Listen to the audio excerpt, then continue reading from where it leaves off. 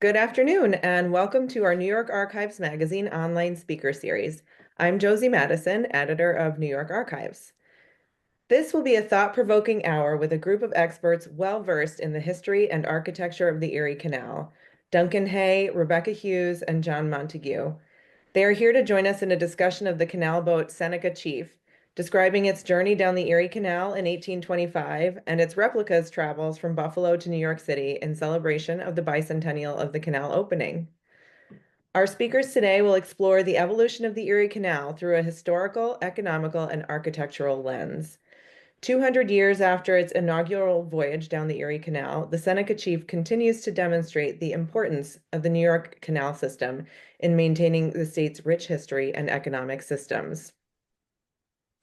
Duncan Hay is a historian who focuses on canals, water power, and industrial history. He received his PhD in the history of technology from the University of Delaware and worked as a historian with the Historic American Engineering Record and Erie Canalway National Heritage Corridor, where he wrote the National Historic Landmark nomination for the New York State Canal System. Previously, Duncan served as curator of industrial and maritime history for the New York State Museum and evaluated historic hydroelectric facilities for the New York State Public Service Commission. Rebecca Hughes serves as Executive Deputy Director for the New York State Canal Corporation, a subsidiary of the New York Power Authority. As a senior executive, Rebecca has developed and championed the agency's strategic vision for canal revitalization, a long-range plan to ensure that the historic New York State canal system remains structurally secure and economically vital as it enters its third century of operation. Her teams are responsible for public and government relations across the 524-mile canal system, as well as economic development initiative and public benefit initiatives. Rebecca's work is driven by building coalitions through open dialogue and transparent communication.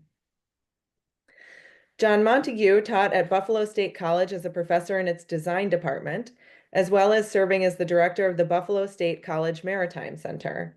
He later co-founded the Buffalo Maritime Center, a hub for education and community that focuses on the waterways of Western New York.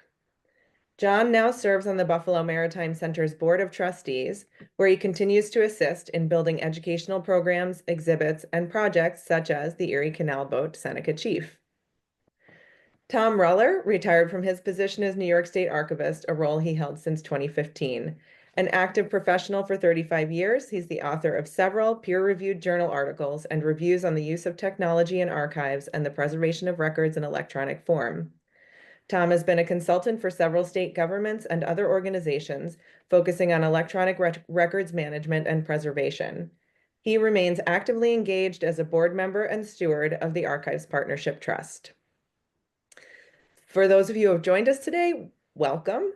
There will be a question and answer session at the end of the presentation. So if you have questions that pop into your mind, please feel free to submit those using the Q&A box at the bottom of your screen, and we'll set aside some time at the end to get to as many of those questions as we can. And now I am pleased to introduce Duncan Hay, Rebecca Hughes, John Montague, and Tom Ruller. Thank you very much, Josie. Thank you, John, Duncan, Rebecca. It's great to see all of you. And this, as we are now in the third century, as we discussed a little while ago, about a week into it, the third century of the Erie Canal. And really, it's the part of the story of New York's broader canal system. And I think that's one of the things that I'm looking forward to hearing from Rebecca and Duncan about. The Erie is the most famous. But New York has had a long history and a big investment in canals across the state, which helped fuel the economic power of our state and really helped fuel the development of the country, which those are facts that we all know and we can't really dispute them too much. But I'm excited about today because we're going to be talking about the ancient past, the more recent past, and the future, all of which connect in this wonderful artificial waterway that those of us in New York have embraced, love, and are so fortunate to have as part of the infrastructure that we cherish.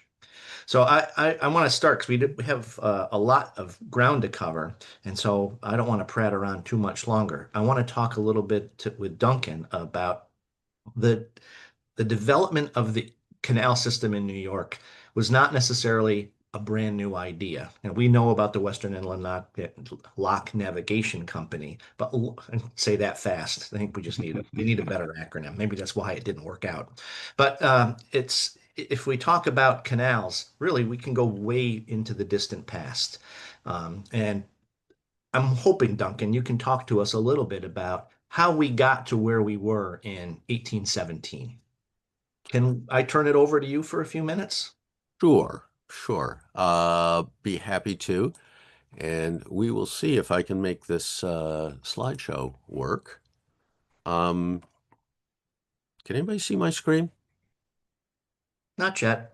Not yet. All right, I was afraid of that. Um,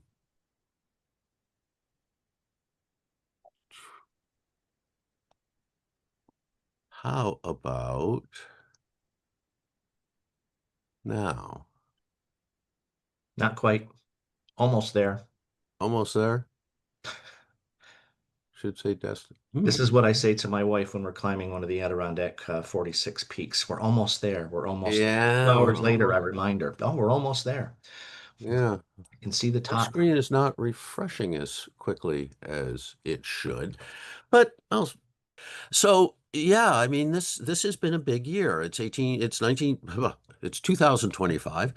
And we're celebrating the 200th anniversary of the opening of the Erie Canal when DeWitt Clinton and a party of dignitaries departed Buffalo on October 26th and headed eastward to Albany and then on to New York City. But it is, as Tom said, kind of important to recognize that the Erie is not the first canal and it's not the longest canal. Folks have been using navigable waterways for a very long time. And so, there are navigable waterways throughout the world, some of them natural, some of them artificial. And most of the ones on this map predate the construction of the Erie Canal. The Grand Canal in China was constructed about 400 BC, so it's been in service for about 2,400 years. It's 1,000 miles long from Beijing in the north to Hangzhou in the south, and is still in operation today, although it's been modified and altered several times during its life. Um, in 1497, Leonardo da Vinci prepared drawings for the Duke of Milan of locks that would look right at home on the 19th century versions of the Erie Canal. The Canal de Midi connected the Atlantic Ocean with the Mediterranean across France in the 1680s. And by the time people started working on the Erie, most of the canals in Britain and Ireland had already been constructed. And in fact, the canal building boom in Europe and the British Isles had really passed by the 1790s. So that when folks started talking about building a canal across New York State, it was certainly a heroic construction project, but it was not an example of new technology. The concepts of building locks and aqueducts and other stuff had been baked in for centuries, if not millennia. But that doesn't diminish the significance of the Erie Canal because because of New York's unusual topography, the opening through the Appalachian Mountains at the Hudson Highlands, building a canal across New York State could allow access between the Atlantic Ocean and the upper Great Lakes, those lakes above Niagara Falls. And it really opened the Midwest of North America, both the U.S. and Canada, and allowed places like Detroit and Chicago and Toledo and Cleveland to become outlying ports on the Erie Canal. Now, the canal was so successful, Tom begged me, please don't do a full history of the Erie Canal, so I won't. But it was successful, and it was enlarged multiple times during the 19th century to address growing traffic and allow larger boats to pass. but there came to be by the end of the 19th century, people were really questioning whether we needed a canal that much longer. Railroads had come on the scene starting in the 1830s, and were taking an ever larger portion of the freight traffic. The canal still carried freight. In fact, tonnage continued to increase, but it didn't increase as rapidly as it did on the railroads.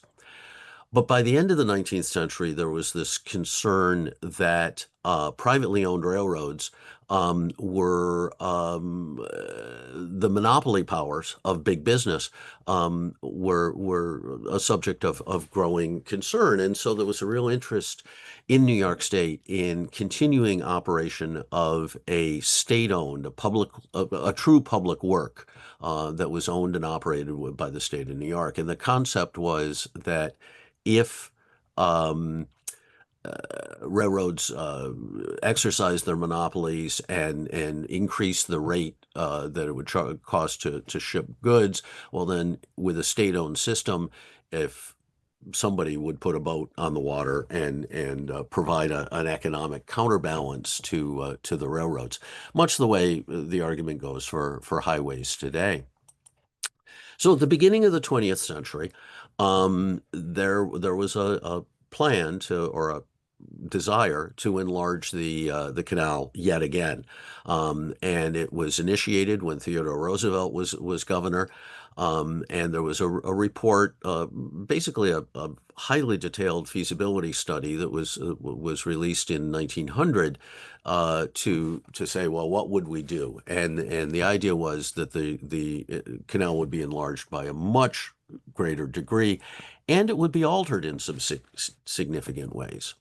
The original Erie and its subsequent enlargements, 19th century enlargements, the canal ran parallel to the Mohawk River. It was in a separate channel, but parallel to the river. And as we all know, the boats were towed by mules. Sal and Sal's relatives were the principal motive power. The concept for the new canal was that it would be built for self-propelled vessels or vessels towed by tugboats, either steam or in later years, diesel. And that allowed canal builders to utilize existing rivers, the Mohawk, the Seneca, the Clyde rivers, and Oneida Lake. But there were some questions about how to deal with making those rivers navigable. And so the feasibility study that was done in 1900 said, yeah, we want to canalize the rivers and the lakes, but we're going to figure out the details a little later. And there were existing technologies for improving navigation on rivers. The Army Corps of Engineers had a system in the western rivers, in the Ohio and the Ohio River tributaries, of dams that could be raised to improve navigation during the summer months, but then drop into the riverbed during the non-navigation season. And there were a number of other configurations of these dams. The problem with them was that all of the working parts were in the riverbed. They lowered down into the riverbed and were covered with water. So inspecting and servicing and maintaining the components of these movable dams was really a problem. And you couldn't detect wear or other difficulties until it was too late. So in an effort to figure out what the best way to handle navigation might be in places like the Mohawk River, the state engineer sent one of their young assistants, a man named David Watt, to Europe in the fall of 1905, just as construction was getting underway on the barge canal, to see what current practice was in Europe, because they had been doing an awful lot in France and in Germany with river improvements for navigation. And the site that particularly captured David Watt's attention was this dam on what was then called the Moldau River. It's near Prague in what is now the Czech Republic. At that time, it was Bohemia. And rather than having elements of the dam submerged during the off season, this configuration had all of the elements suspended from above, from a truss that looks like a bridge truss, is a bridge truss, but in this case, it's simply a support for the dam. It doesn't carry traffic. Watt took that idea and adapted it, introduced some subtle but pretty significant changes to the basic design. The state installed 8 of these along the Mohawk River and 3 or 4 more in other locations. If you've driven west on the thruway, this will look pretty familiar. In the summertime, during the navigation season, the dams look like this. They have panels that hold the water back, raise a pool above, and allow boats to pass through a lock on the far side. At the end of the navigation season, the panels and legs are hoisted out of the way, up against the underside of the bridge truss, to allow floodwaters and ice and floating debris to pass unobstructed. So this was a pretty significant case of taking a European technology, adapting it to local conditions, and implementing it here on the Barge Canal. But Watt, while he was touring Europe, was given several other assignments, check on other things that are state of the art in river navigation and canal work. Some things were current in Europe, and in some cases he found things that were quite different. For example, the New York system proposed using concrete for most of its structures, concrete lock chambers and channel sections, dams with steel gates. The Europeans were not there yet. They actually, missed a slide. Much to Watt's surprise, he discovered that they were working with pieces of material that were brick or stone that were small enough that 1 or 2 men could handle them. They didn't use mechanical materials handling equipment, and they laid up most of their structures in traditional masonry. Another thing he was asked to look at was electrification of lock machinery. This is the machinery on a New York barge canal lock, photo taken during the 1920s, and they were all pretty much equipped like this. What Watt found when he was touring Europe was that some of the locks, particularly in Germany, and in sections within what was then the Prussian Empire, did have electrical equipment to operate gates and valves, but they mostly worked from storage batteries. The variation that was implemented here in New York State were generating stations at almost every lock. Most of them were small hydroelectric stations that took the head of water passing through the lock and used it to generate electricity, but they did not use the storage batteries as were used in Europe. And this slide out of sequence is one of those typical European locks that are built out of brick or small stone rather than the concrete that was used here.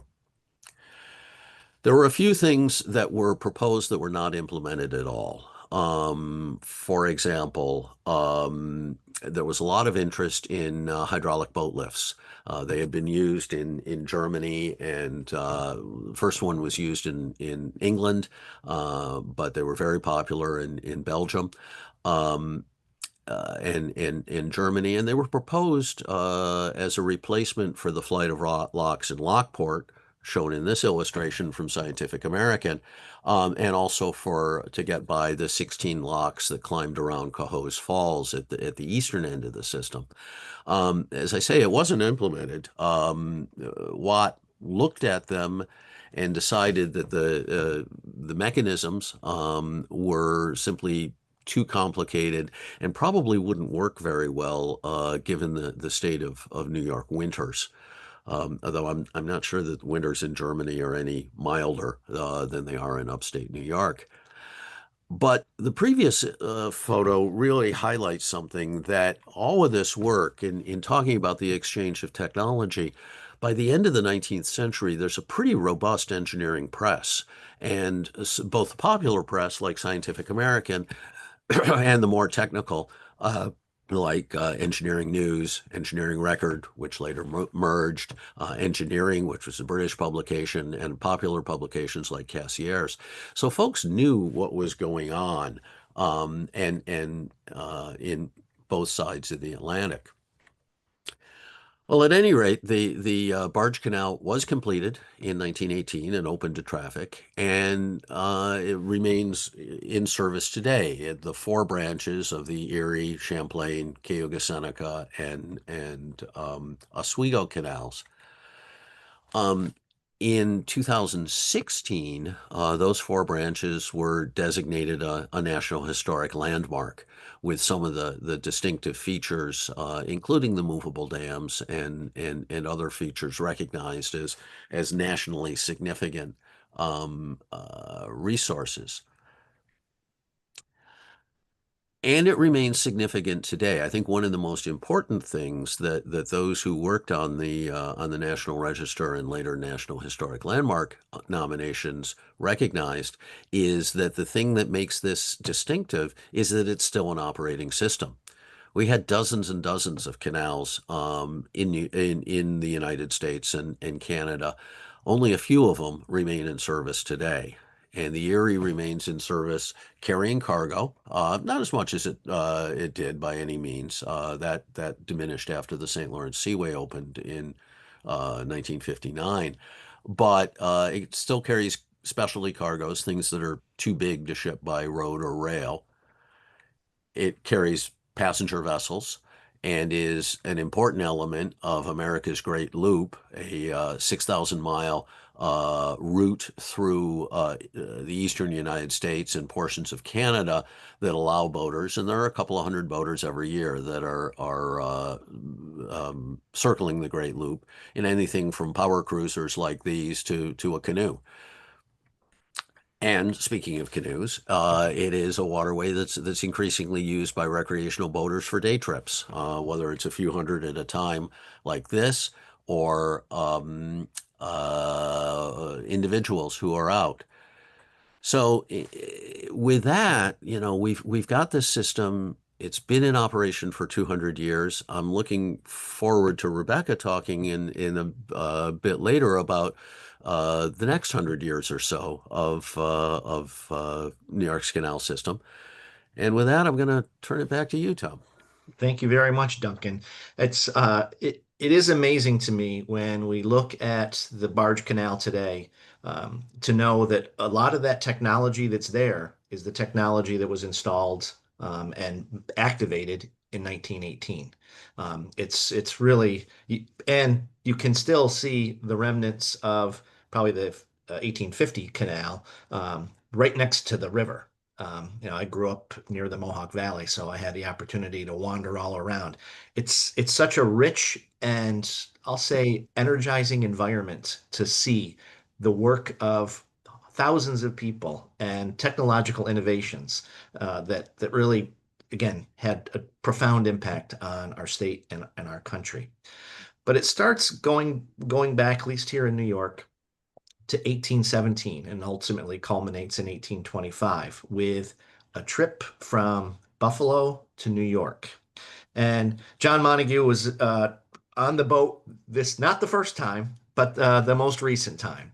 And he's got his sea legs back. And John, can you tell us a little bit about the Seneca Chief of 1825 and the Seneca Chief of 2025, and how much you enjoyed being on the canal for the 3 weeks?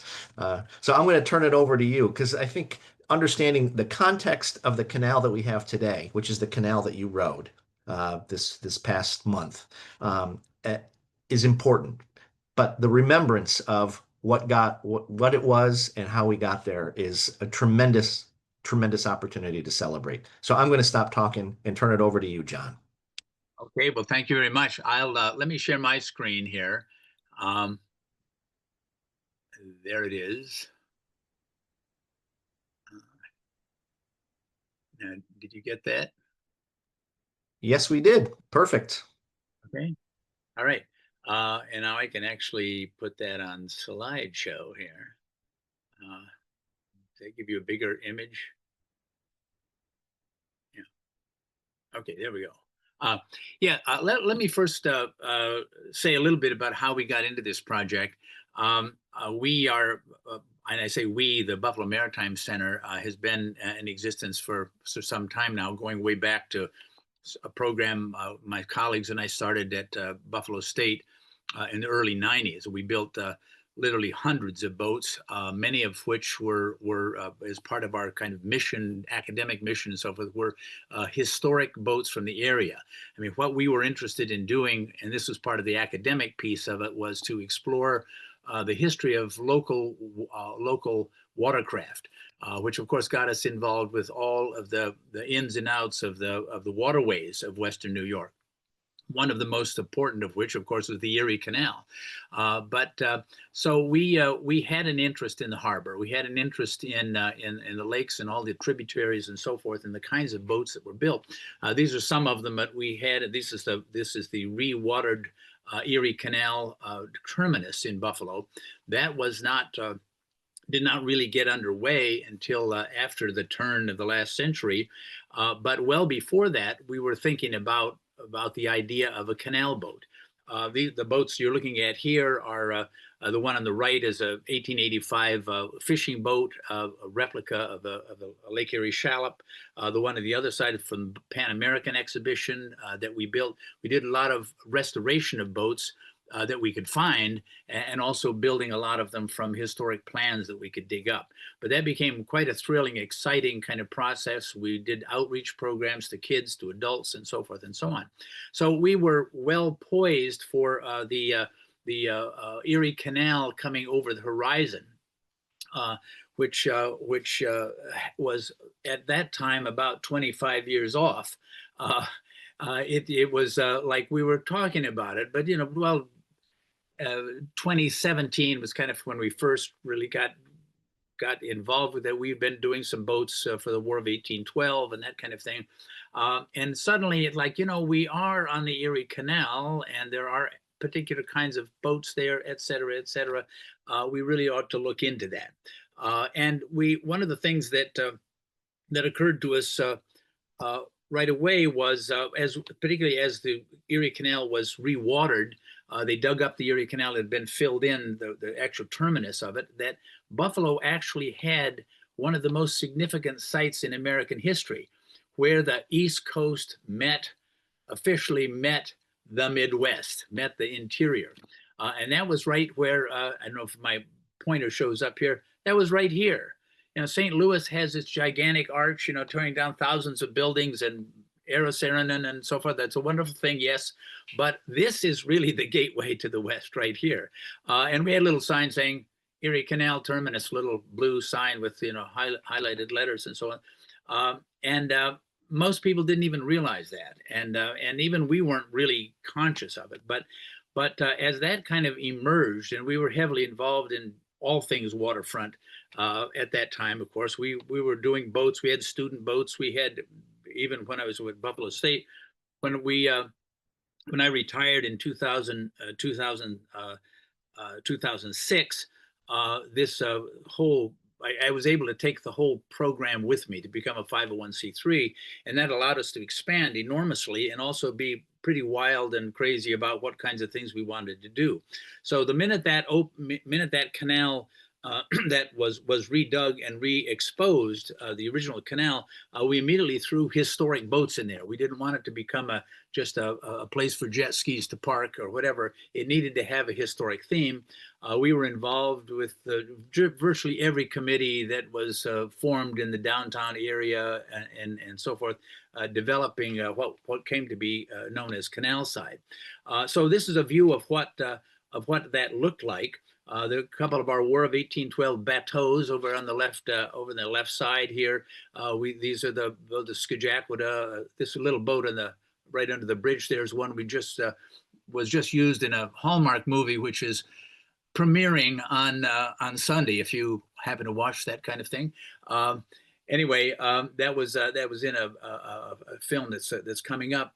We were able to encourage a schooner to come into the harbor. We got the bike ferry going here, running across to the other side. The canal boat here, our electric boat here, a Buffalo Harbor ferry. So we were able to kind of move in on that and kind of create that as a kind of historical site. But what was missing in this was what everybody would like to see in the canal is a canal boat.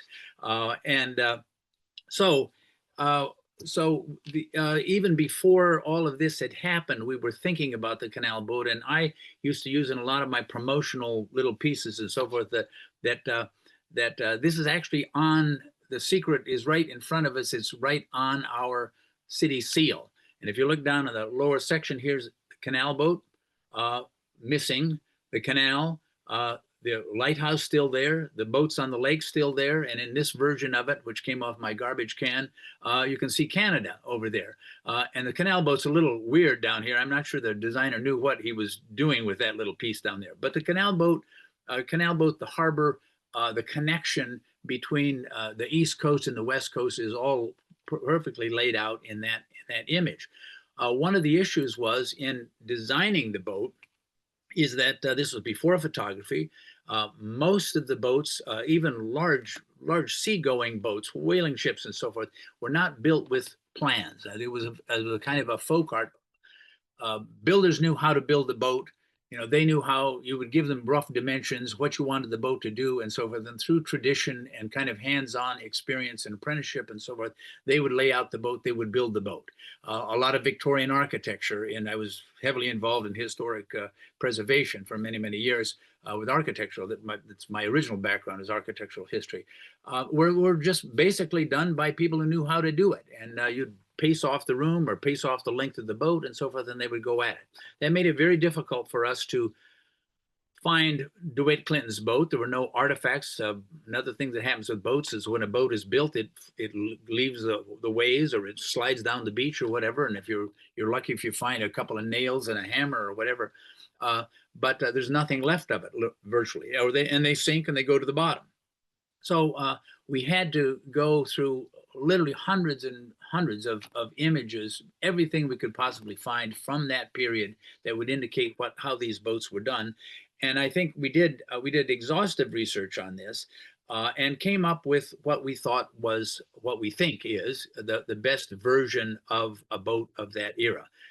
Photography came in the 40s, 1840s and so forth, and there are a lot of later boats. We could use those to see what people remembered about the boats that used to be there. But for architectural research, we really had to do some serious guessing.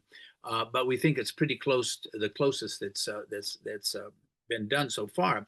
The other thing was we needed a place to build it, and one of the things that was critical to us as a community boat building center was that we wanted the project to be a public project. We wanted to be by, for, and with the people, with the community, and we wanted to be in full public view of the community. So we went through some really agonizing years, literally trying to get approval to build the boat at the site and actually to have it at the site of this terminus of the Erie Canal.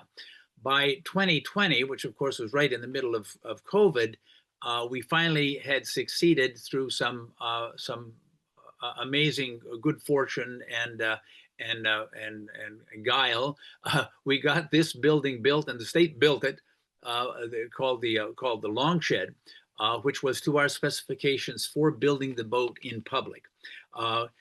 Kathy Hochul, then Lieutenant Governor, was there to cut the ribbon. Believe me, these are all people that have real faces on them, including Kathy Hochul.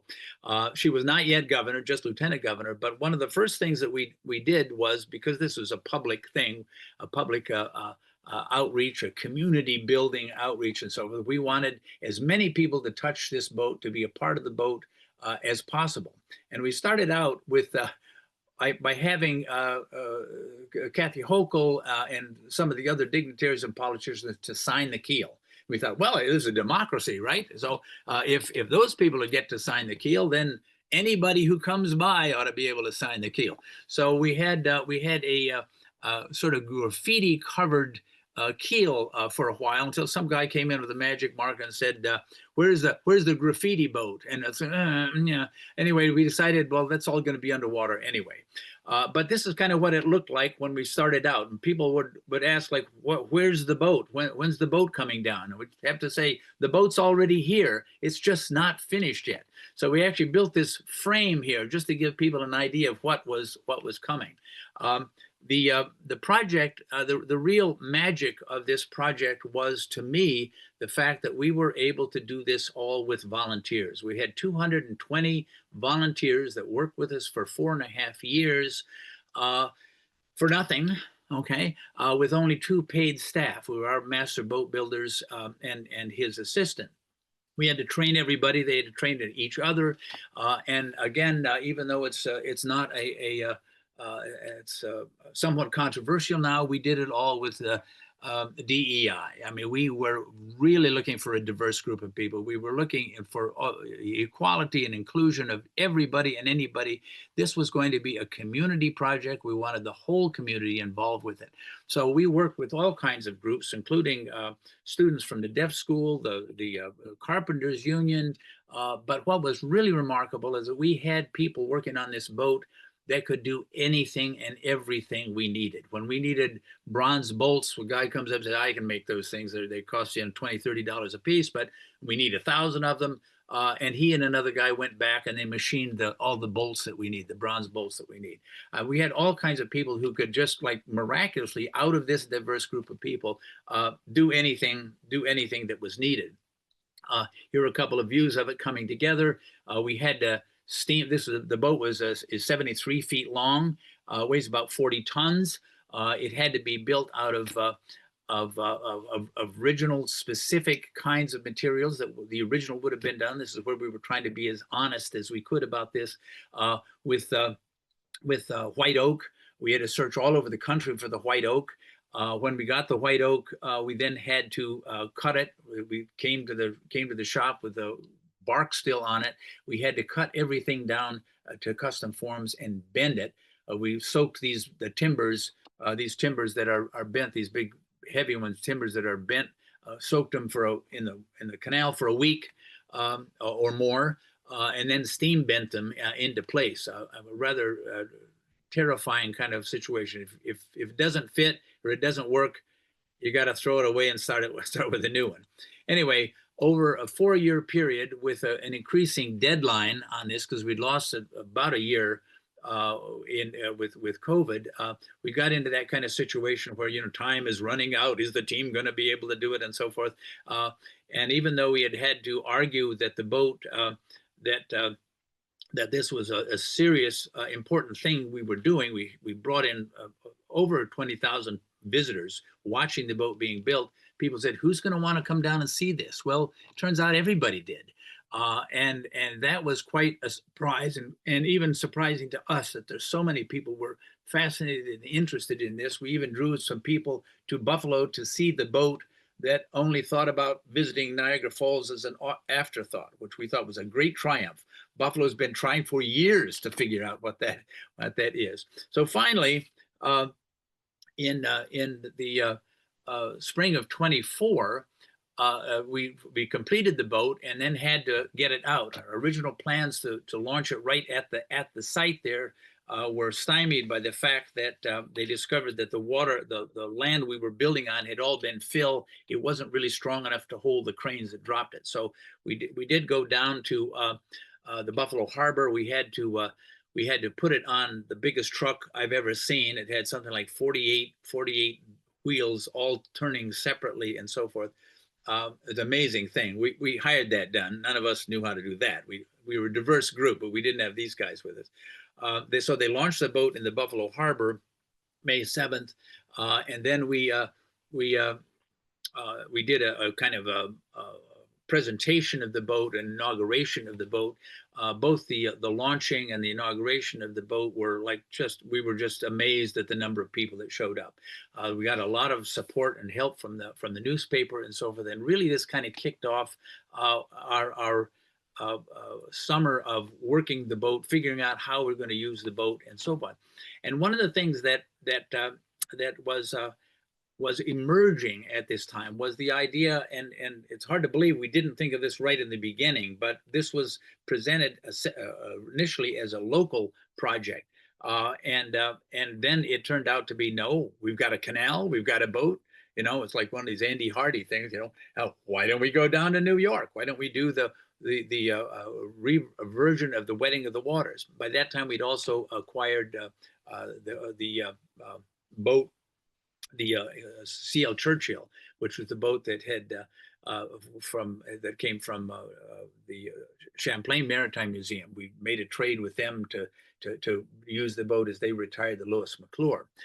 In the meantime, we were at work and trying to explore some of these other areas that were really important to us as we dug into this and worked on this project over the years, building out about the design, how it worked in the canal. We got heavily into Erie Canal lore and history, and exploring some of the other aspects of the canal. One of which was the idea that the geologists who laid out the canal still believed in the theory of the flood, the Great Flood. We looked at what happened to the Haudenosaunee and so forth. That became a kind of a sidebar that was very important to us and to all of the docents and so on that we used. So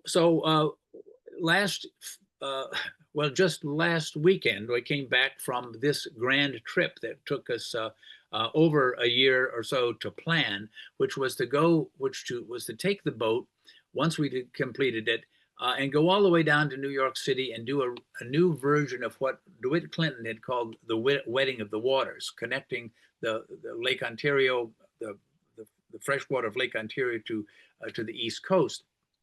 Because of the interaction we'd had with the Native Americans and their displeasure with this whole thing, and that was kind of an interesting aspect of this whole thing, that really, we've been talking about the triumph of the Erie Canal, this great engineering and so forth. That was very much a Euro-American notion, that this is a European notion, the man against nature and so forth. We ran into the other side of this, which was the Native American idea of living with nature, and that exposed a lot of very interesting ideas, and we reached a kind of compromise with the Native Americans about how we deal with this. All of these issues are moving forward. So as we went down the canal, we did educational projects in all of these towns. We also did a new kind of rethinking of the Wedding of the Waters, not this idea of blasting into the wilderness, but the idea of kind of reverse engineering this into a more a better sustainable direction in the future, which we call gathering of the waters. And the Haudenosaunee suggested that one of the ways we could do that symbolically would be to plant these white pine trees, which were sacred to them. But this was one of those situations, working out that canal at all of these stations. We went ahead of time for years, met every mayor, every politician, all the advanced people and so forth. That was a bigger project actually even than building the boat. So we also did Chelsea Moore, our sort of educational outreach person, also did programming for the schools. When we got to all of these towns, we were just amazed at the response. And this is something that I think really speaks to the future as much to the past. But one of the things, that the insights we had, that people were so excited in these places, and we had thousands of people. We took, this is through the boat, people who walked through the boat when we visited. We had 20,000 people visited the boat between our departure on September 24th and our arrival in October when we arrived in New York last Saturday. And that's an enormous amount of people, and everybody was excited about it. It was a very positive thing, and they were curious about it. And we had docents working the crowd, standing before the people waiting on lines. I thought, people waited. They waited for hours. In Amsterdam, it was pouring down rain, and people did not leave. So we had touched something, I think, which was really quite remarkable. This is Lockport. And people lined up. So anyway, I will go to that and just show you when we got to New York. The boat seemed pretty big at home. Once you get to it is dwarfed in that photo. Swallowed up. Okay. It's The governor was there to help us do the wedding of the waters business, and bought into this whole Haudenosaunee planting of the last tree that the waters that we'd gathered together provided. So that's a quick view of a long trip. and the trip was over about a month, almost 1 day. Still on it. Actually, they're going back to Albany. Right. The boat's in Albany now, and it'll be there for the winter. It's going to stay here in Albany. I think I read in the paper that it's over. It's going to be in Waterford, right up near one of the locks. Rebecca might talk a little bit about that. But John, this is fantastic. So the Maritime Center, is it open year round? Oh yes, yeah, we're there all the time. We'll be back in the office. Great. So again, especially the comments you made about the connection to the First Peoples here in New York, and how you helped everyone understand and find a way to recognize and incorporate this activity into their perspective. And I think that's really important, and it's a really important lesson how you tried to build a much bigger, I don't want to say a bigger tent, but build a bigger boat that helps everyone find a place on it. Tagline is we were commemorating the canal with all the good, the bad, and everything, and celebrating community, because this was a huge community building project. Yep. Reconnecting the state. So I want to sort of wrap things up by looking into the future. And Rebecca, you're going to talk to us a little bit about the next century of New York's canal system and what it means for all of us here in New York and what we can expect. So I'm going to stop talking and turn it over to you, because we do have a few questions starting to pile up. So John, I think you need to unshare your screen. Oh, I'm sorry. I think I can replace it. Can I be replaced? Yes. Okay. Well, I've got to hit the. All right. Yeah. Okay. Have I unshared yet? Not quite through it. Yep, there you go. You got it. Got it? Okay, I'm just gonna pull up my materials now. Yes, yep, great job. All right, I'm just looking for my slide and my share. I'm gonna go ahead, I guess, and pull up my whole screen so I don't belabor us here.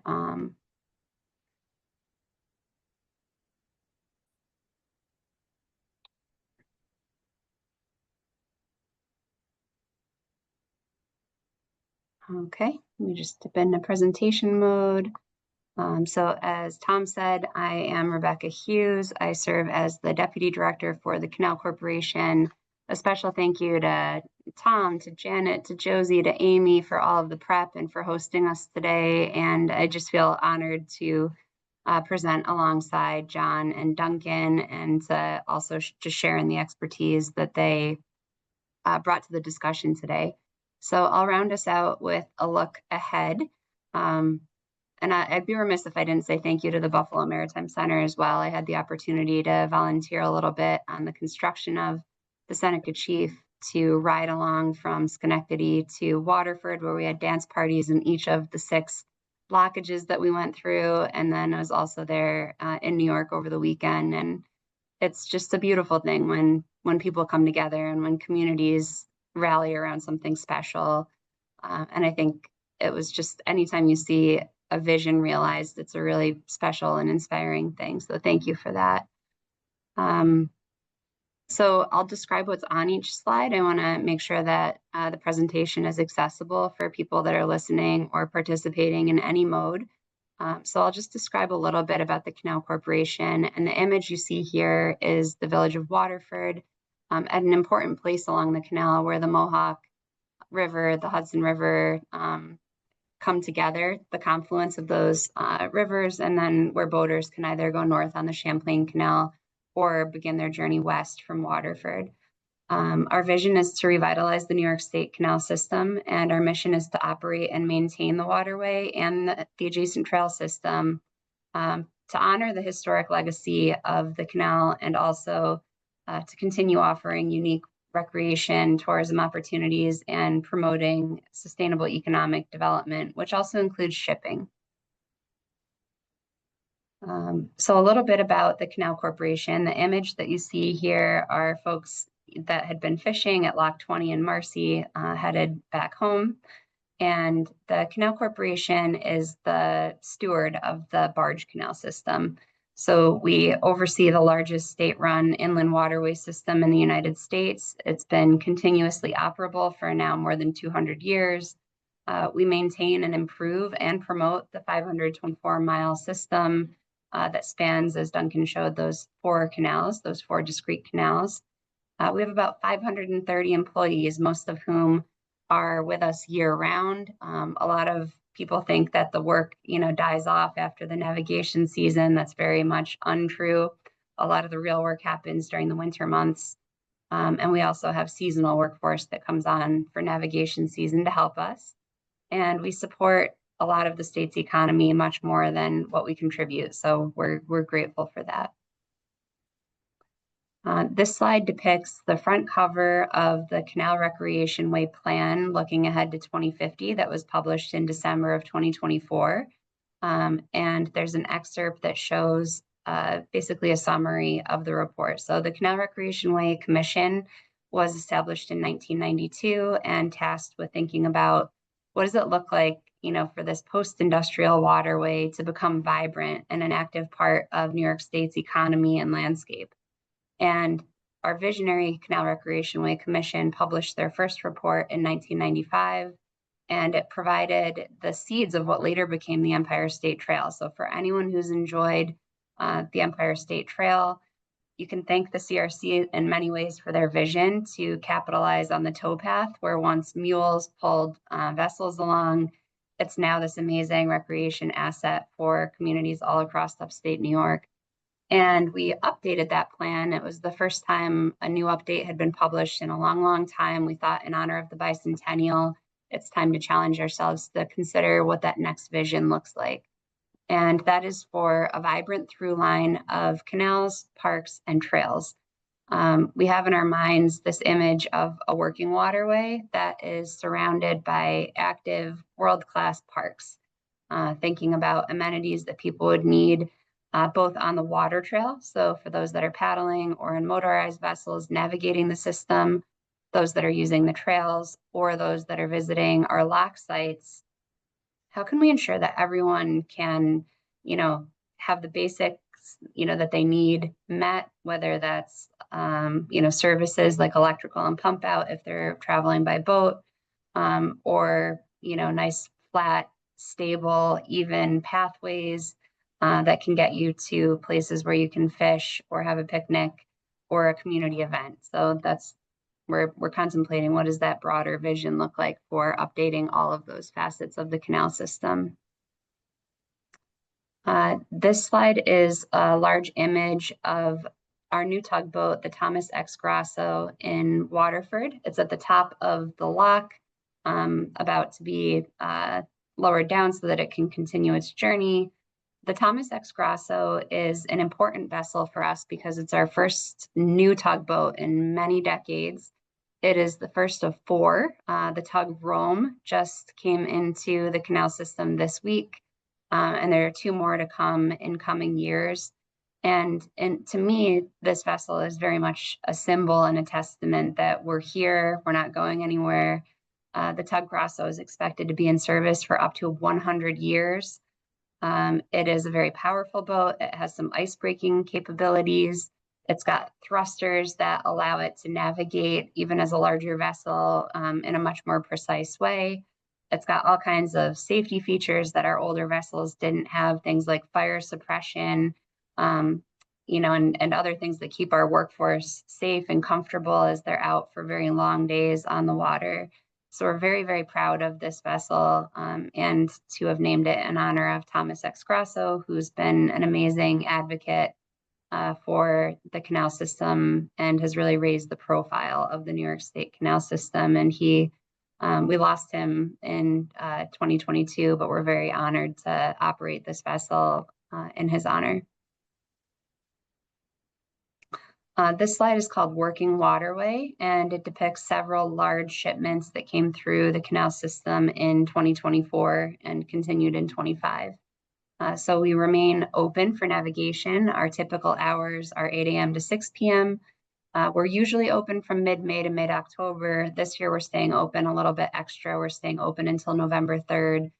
We wanted people to have the opportunity to be physically on the water on October 26th, when we had that key 200 years to the day milestone that DeWitt Clinton traversed the system and started his journey from Buffalo. We remain free for recreational vessels. That is a question I get a lot. Will you reintroduce tolls? Perhaps in the future when we have a more automated way of collecting them. But for now, and that would always be a modest toll if we did bring it back, but for now it's still free for recreation. We're still a very active corridor. People sometimes, forget that the canal system is still in use and not just for recreation, but for large commercial shipments. Duncan had some beautiful images of this in his slides as well. I think those were the beer tanks, Duncan, that you had in one of your images. And in this picture, you can see in the upper side, this is some transmission cable from Champlain Hudson Power Express.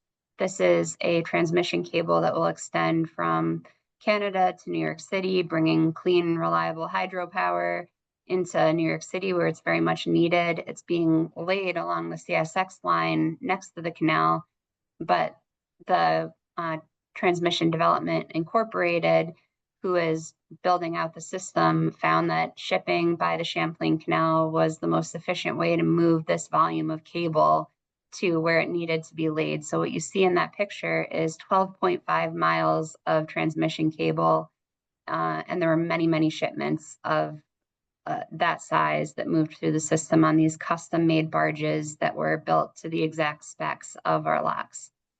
On the bottom, you can see the Ralph Wilson pedestrian bridge that was constructed in Italy, moved across the Atlantic Ocean, up the Hudson River, and then the entire length of the Erie Canal, where it's now installed to connect Buffalo neighborhoods to the Ralph Wilson Park at the former LaSalle Park site. And this drew thousands of spectators. It was really special watching the shipment come through, when the beer tanks go through, when large condensers go through. People still come out to see that marvel of engineering in action. Last year, we saw over $130 million in cargo value move through the New York State Canal system. So although commercial shipping long ago peaked, we're still seeing significant cargo value move through, and the Champlain is very active with stone aggregate and jetty stone moving from the North Country to New York City, where it's being used in sidewalks and to fortify the Manhattan coastline. So we're still playing this vital role in connecting, industries and product users in New York State. And we're seeking really to expand commercial shipping. So thinking about other renewable energy projects that are happening in coming years, working actively to promote this blue highway alternative. Companies save on, congestion pricing going into lower Manhattan. So this is, part of that system-wide approach to thinking about, providing every opportunity for economic development and for companies to thrive in New York. This image shows some of our recent, on the slide, we're showing the future and the viability of the canal system. And there's 3 images. In the top right is an overhead aerial view of the new Brockport pedestrian bridge that opened in June, just this year. The Brockport pedestrian bridge connects the SUNY Brockport campus with the village of Brockport and the Empire State Trail on the opposite side. This was partially funded with a grant from the Ralph Wilson Jr. Foundation that seeks to enhance recreational opportunities in Western New York. It's fully accessible. So on day one, we saw people with mobility devices, people with recumbent bicycles, people with strollers, able to just use this bridge side by side with others from their community. It's surrounded by native plantings and seating that blends really nicely with the surrounding landscape. And it also, literally highlights the historic structure right adjacent to the bridge, the guard gate that could be, dropped to isolate parts of the canal and cut off flows. It gives people a chance to maybe notice that again when they hadn't for a long time. So that's now open for use. In the bottom corner, you can see a very happy little boy with a very big fish. In Western New York, we time releases of water from the canal into tributaries to the north, including places like Butternut Creek, 18 Mile Creek, to enhance fish spawning and migration. In Western New York and Erie and Niagara counties, you have really world premier fishing and angling that drives the economy there and is an industry unto itself. So by releasing water in a timely way through the late fall, this time of year into early winter, we can enhance that angling experience, and that helps industries. People come from all over the world to fish in this area. And then lastly, in the bottom right, there's an image of 3 people with a kayak that has stabilizers on the side. So this is an adapted kayak that provides a much more secure and stable kayaking experience for someone who maybe has limited mobility. We've also installed many adaptable, accessible kayak launches across the state. And, not only is this the right thing to do to increase access to recreation, it also makes good business sense. When we can welcome visitors of any ability to come recreate with their friends and family, we're increasing our market share by as much as 30%. So we've got our program on the canals where anyone can register for recreational experiences like hiking, biking, kayaking, plein air painting, history tours, tour boat rides. And we, this past year, worked with 12 vendors under that program to help make their businesses more accessible. We trained them on how to accommodate, how to ask questions like, how can I help you to be a part of this experience? And we provided them with some basic equipment to help make their businesses more accessible. And we're watching those businesses grow and expand. And we're going to continue that with another 12 businesses this coming year. And our vision, my vision, is for a canal system that is a global destination for accessible recreation. Maybe someone from afar struggles to have an enjoyable vacation together as a family. I want them to know about the Erie Canal and our calm waters and our largely flat trail systems, and to know that they can come here and have a great time together and experience history and recreation as a family or as a group of friends. On the trailway, you can see on this slide, there's some images of different types of use of the trail. In the top, you can see a recumbent bicycle where someone's leaning back to have a different, set of dynamics as they pedal along. There's also a hand cycle that someone's using to, move along the trailway. On the bottom, you can see a person with a skateboard.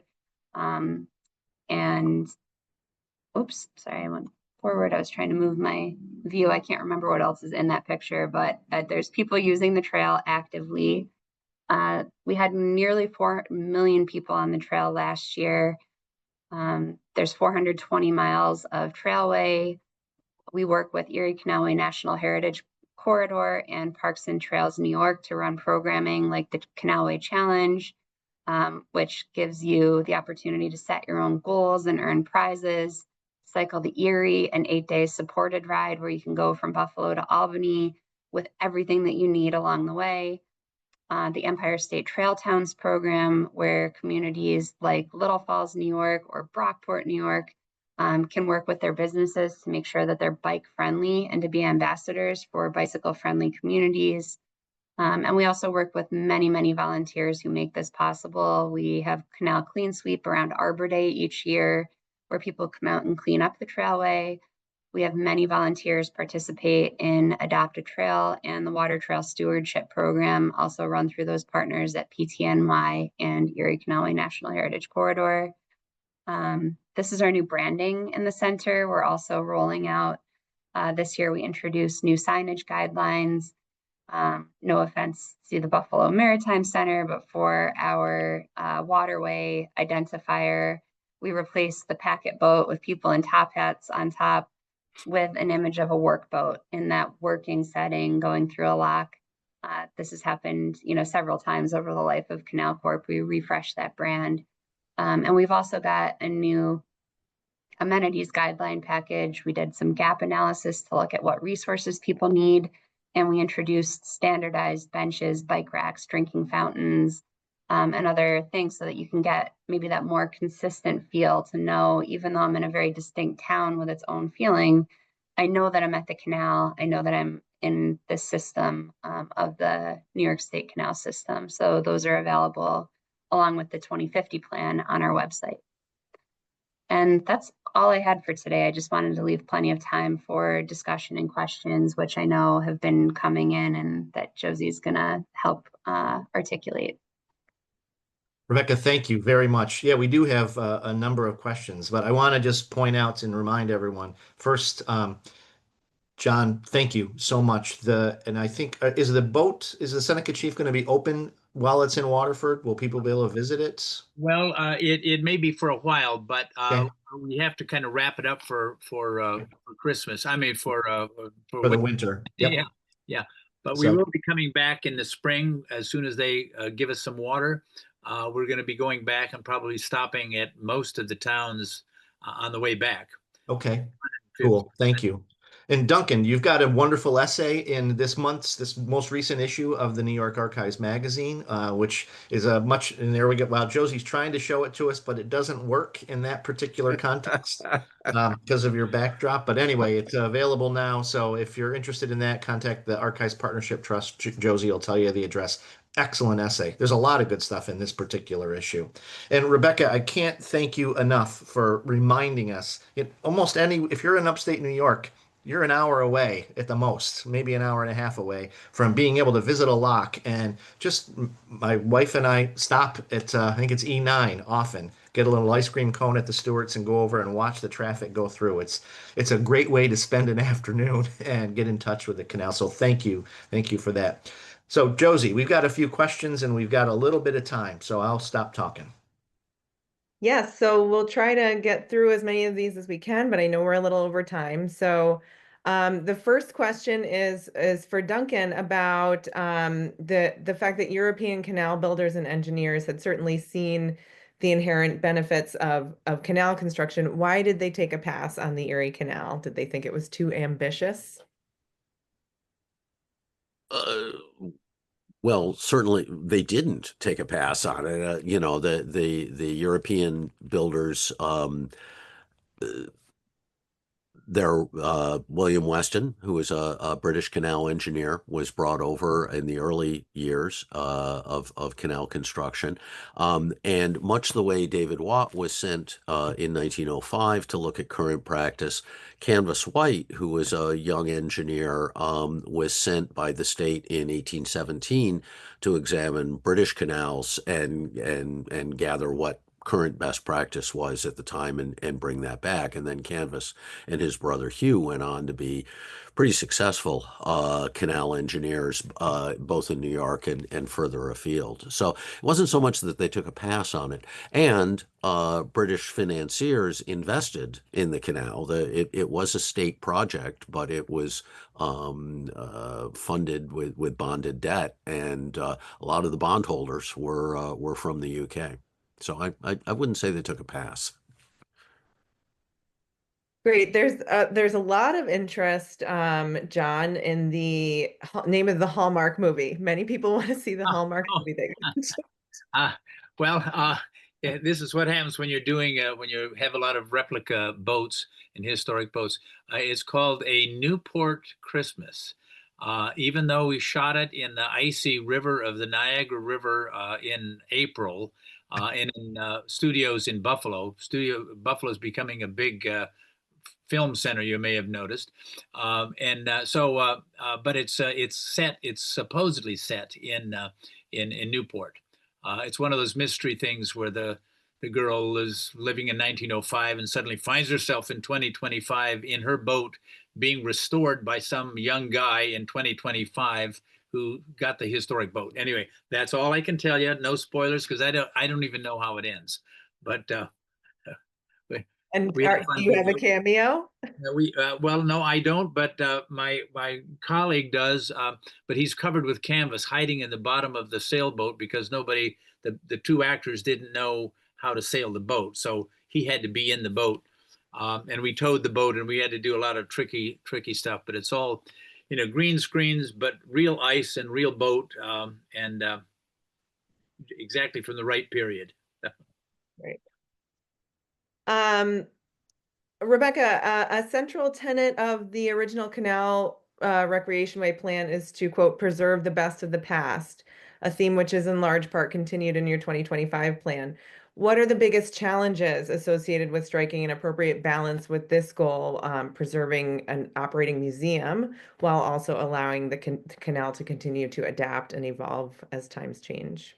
That's a really well thought out and great question.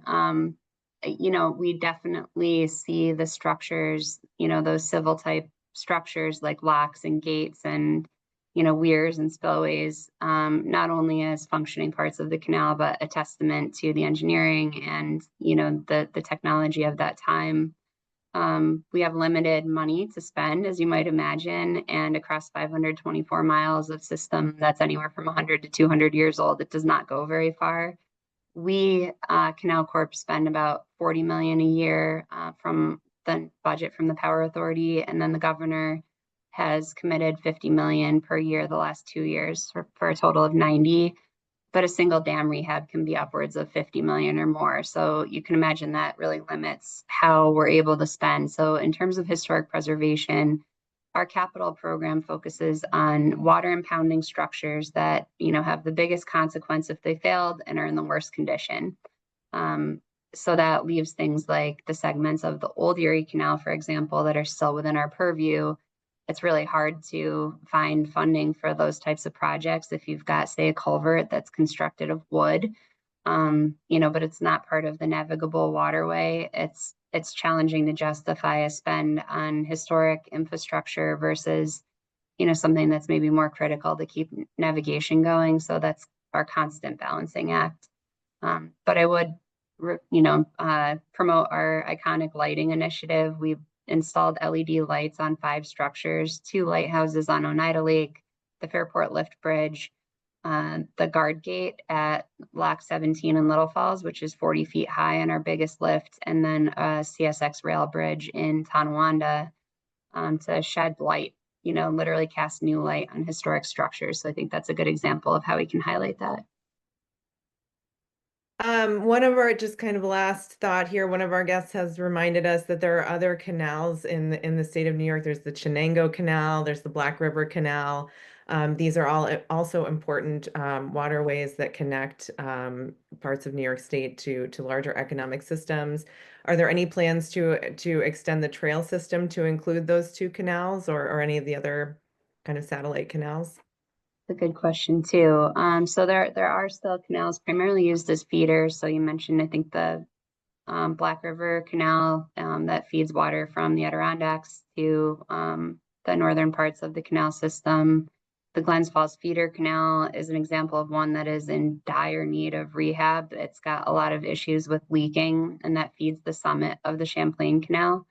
And there's a very active biking community along the Glens Falls Feeder Canal. The Chenango Canal is no longer hydrologically connected to the operating canal system, but is important as a fishery and recreation asset. I believe it's entirely in Madison County. There's no current plans to expand the trails. We are thinking strategically that the trailways are in very good shape right now, but maintenance is something you always have to plan for as well. So we work with a lot of partners to help maintain the trailways, and there are many segments of trail that are under permit to volunteer groups or municipalities.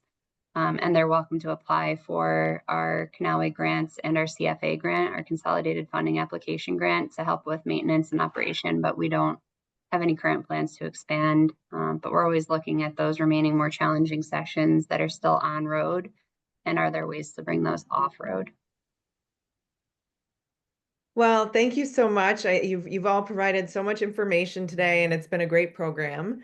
For those of you who have joined us, if you're interested in the history of the Erie Canal, just a little plug here. Every issue of New York Archives magazine for 2025 featured a story about the Erie Canal. So if you are interested in that history, make sure to subscribe. You can do that on our website, nysarchivestrust.org.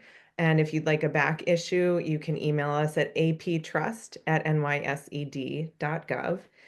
And thank you, Duncan, John, and Rebecca, for this great presentation today. And thank you to everyone who joined us.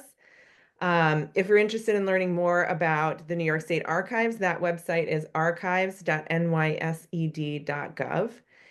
And it is our privilege to make these events available to you and to keep New York State's history alive. If you have ideas for future programming, you can always send us an email at aptrust@nysed.gov. And a recording of this session and relevant links and also registration for our next speaker series will all be in a thank you email that people who have registered for this program will be receiving this week. And please join us on November 18th at 12:30 p.m. for our next online speaker series, The Arsenal of the Air, Long Island's World War II Legacy, with Joshua Stoff. You can find out more about that program and again, register at nysarchivestrust.org. Thanks again to everyone, to Rebecca, John, Duncan, and Tom, and to all of you who joined us today. I hope you have a great day.